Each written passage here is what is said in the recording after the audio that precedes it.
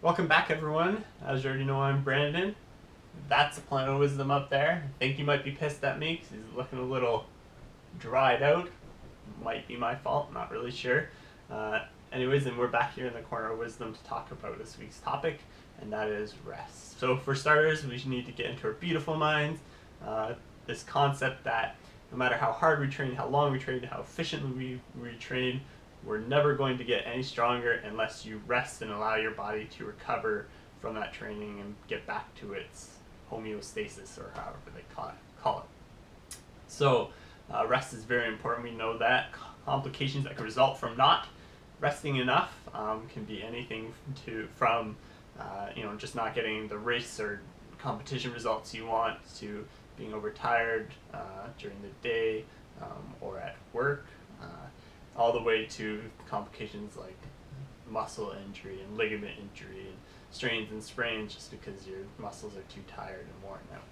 So rest is very important. Now, how much rest should you have is very much an individual thing. It's hard to say, but there's some rules that you can follow and basically just experiment with it. So the first rule is how much training you're doing. The second rule would be, I guess, how you can fit into your life and your personal preference. What works for you might not necessarily work for someone else.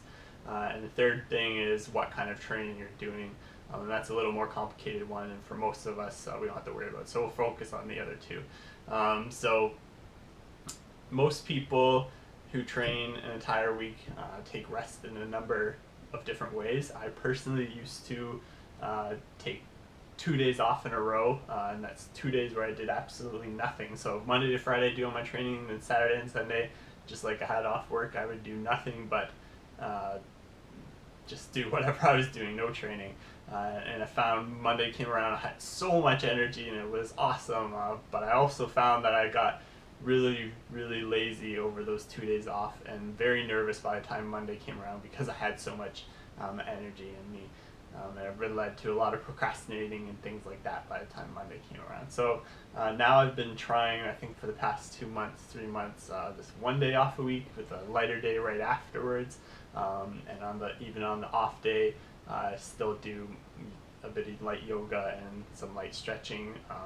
And I find for the amount of training I'm doing, which is a couple times a day, every day except for those two or that 1 day, is that I get enough training, enough rest, and I don't feel tired or anything like that when my training week starts again.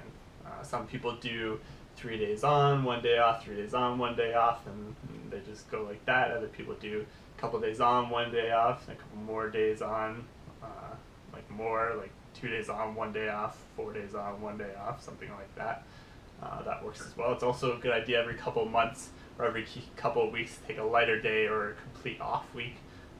I personally, every 3 weeks, then the fourth week I'll do kind of a lighter week, and then every couple of months I take a week completely off of anything that's hard training. Still do yoga and stretching and a bit of jogging and stuff like that.